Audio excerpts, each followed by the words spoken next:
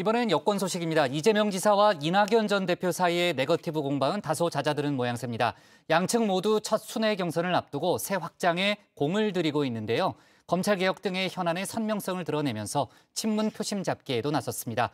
박준호 마커가 주민에서 관련 소식 짚어봅니다. 전쟁은 끝났지만 앙금은 남은 걸까요? 명락대전 얘기입니다.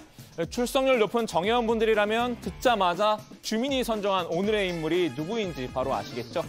민주당 이재명 지사와 이낙연 전 대표 이렇게 두 사람입니다.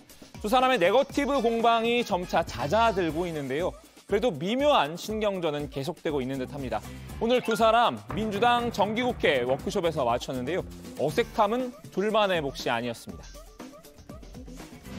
설명하고 싶지 않은 내 기분은 적당한 말도 떠오르지가 않잖아. 애매한 거리 그 공간 채우고 싶던 거야. 나도 같은 맘으로. 워크숍 현장에 도착한 이 지사가 이 전 대표를 그대로 지나치는 모습입니다. 둘은 서로 눈도 안 마주쳤는데요. 반면 정세균 전 총리와는 반갑게 이렇게 주먹 인사를 나눈 모습을 보였습니다. 양측 진영 6탄전을 마치고 전열 정비에 들어간 상황이죠. 그럼에도 기싸움은 현재 진행형입니다. 충청 대전을 앞둔 상황에서 서로 새 과시를 하고 있는 건데요. 이재명 캠프는 충청 대세론 붙이기에 들어갔습니다. 충북 지역구의 변재일 의원이 캠프에 합류했죠. 여기에 양승조 충남지사의 비서실장을 지낸 문진석 의원도 합류했는데요. 캠프 내부는 한껏 고무된 분위기입니다. 순회 경선이 다가오면서 관망하던 사람들이 이 지사에게 기울기 시작했다는 자신감을 얻은 건데요. 경선 과정을 평가해보자면 현재 이재명 대세로는 흔들림 없이 진행되는 중입니다. 흐름대로면 이재명 후보가 1차 경선에서 과반을 득표할 가능성이 높습니다. 역전을 노리는 이낙연 캠프의 세력 확장도 만만치 않습니다. 최근 충북 지역구의 이장섭 의원이 캠프에 들어왔죠. 친문 핵심인 노영민 전 대통령 비서실장의 보좌관을 지냈던 인물입니다. 이 전 대표는 지난 21일 밤 양승조 충남지사와 천안의 한 막걸리집에서 만난 사실을 공개하기도 했었습니다. 여기에 충남 지역 재선 의원인 김종민 의원과도 힘을 합쳤습니다. 그래서 저는 추 장관님이 지난 지도부가 문제가 있다 이 얘기 하실 때마다 사실 좀 섭섭해요.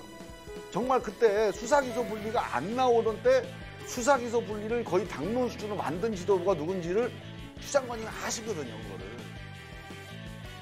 이낙연 캠프 측은 밑바닥 민심이 이 전 대표를 향하고 있다고 봤는데요. 충분히 첫 순회 경선에서 기선을 제압할 수 있다고 기대하는 합니다. 충청 민심도 민심이지만 양측이 더 많은 공을 들이는 건 아무래도 친문 표심일 텐데요.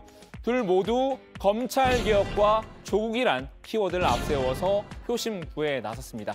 이 지사는 어제 저녁 민주당 초선 의원 모임인 더 민초가 주최한 대선 후보 토론회에 참석했는데요. 이 자리에서 검찰개혁의 필요성을 강조했습니다. 이게 사실 다 돈 문제거든요. 검찰이 예를 들면 있는 죄도 덮고 없는 죄도 만들고 그래서 딱 기소하기로 목표를 정한 다음에 탈탈탈 들어서 나올 때까지 털고 그럼 거접한 것까지 다 걸어가지고 우리 조 장관님처럼 이렇게 다 걸어가지고 이렇게 하는 이걸 못하게 하는 방법은 사실 이제 아까 말씀드렸던 대로 이제 기소와 수사를 분리하는 거죠. 여당 강성 성향의 초선 모임 철험회가 요구하는 검수 완박과 괴를 같이 하는 말인데요. 제2의 조국이 나오지 않으려면 검찰의 권한을 축소해야 한다는 주장입니다. 기소 여부는 검사가 아니라 배심원이 결정해야 한다고 목소리를 높였는데요. 선명성을 드러내면서 집토끼를 잡겠다는 계산인 것 같습니다. 이 전 대표는 한술 더 떴습니다. 조국 일가 지키기에는 늘 앞장서고 있는데요. 부산대가 조 전 장관의 딸 조민 씨의 의학전문대학원 입학 취소 처분을 내렸죠. 이에 대해 성급했다라고 지적했습니다. 대법원 확정 판결도 아닌데 그렇게 서두른 이유가 뭔지 이해할 수 없다는 비판이었는데요. 무죄 추정의 원칙에도 위배된다고 꼬집었군요. 이번 사건을 계기로 검찰개혁을 서둘러야겠다는 마음도 생긴 듯 싶습니다. 당내 검찰개혁 특위를 다시 구성해달라고 지도부에 요청한 겁니다. 검찰개혁 특위를 다시 구성하는 게 좋겠다. 라고 원내대표께 말씀을 드렸고, 원내대표는 검찰개혁 추진은 원내 사안이 아니라 당의 문제이기 때문에 당 대표께 전달하겠다고 얘기를 했습니다. 그리고 최근 추미애 전 장관과도 검찰개혁 선봉장의 자리를 두고 다투고 있습니다.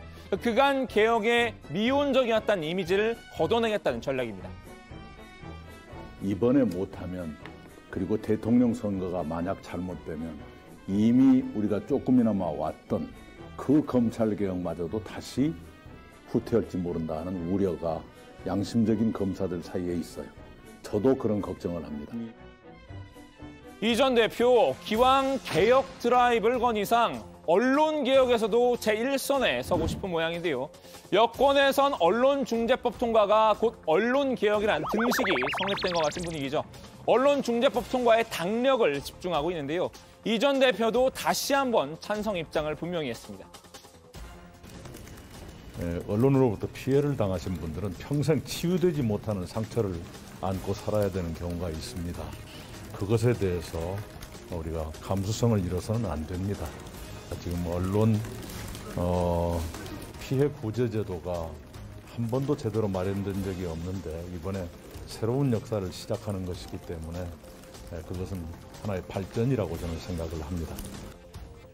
반면 이재명 지사는 언론중재법 추진 파동에 대해서 말 아꼈습니다. 친문 표심을 얻는 데는 마이너스 요인이 될 수도 있지만요. 거리를 두는 모습이었는데요.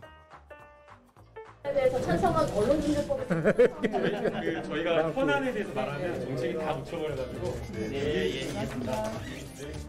여론이 첨예하게 갈리는 문제다 보니 입장을 밝히기 부담스러웠던 것 같은데요. 현역 의원도 아니고 지켜보는 입장이니 잘 모르겠다는 말로 한 발 물러났습니다. 이달 초 발언과는 사뭇 다른 분위기입니다. 팩트를 고의적으로, 악의적으로 왜곡하거나 명백한 가짜 뉴스를 사적 이익을 위해서 언론이라는 이름으로 유포하는 행위는 반드시 제재를 해야 되는데 이게 지금 같은 방식으로는 도저히 안 되니까 징벌적 배상 제도를 도입해야 된다는 게 제가 평소의 지론이고 지금 제가 보니 5배도 너무 약하다. 저는 고의적으로, 악의적으로 가짜 뉴스를 내면 언론사가 망한다고 생각할 정도의 강력한 징벌을 해야 된다고 지금도 생각합니다. 현 시점에선 적극적 개입보다 관망이 유리하다고 판단한 걸까요? 문득 이 지사에 대한 어느 정치 원로의 평가가 떠오르는군요. 그 사람이 또 특징이 뭐냐면은 변신이 아주 능한 사람이기 때문에 그때그때 상황에 따라서 적응을 잘할 수 있기 때문에 뭐 그 자체는 그게 크게 문제가 되지 않을 거라고 봐요. 자, 오늘은 여권의 양강 주자들에게 초점을 맞춰봤는데요. 다른 여권 주자들의 소식은 들어가서 전해드리겠습니다. 오늘 주민 한마디 정리합니다. 명락대전 잦아들었지만 앙금은 여전, 새 확장 기싸움 계속.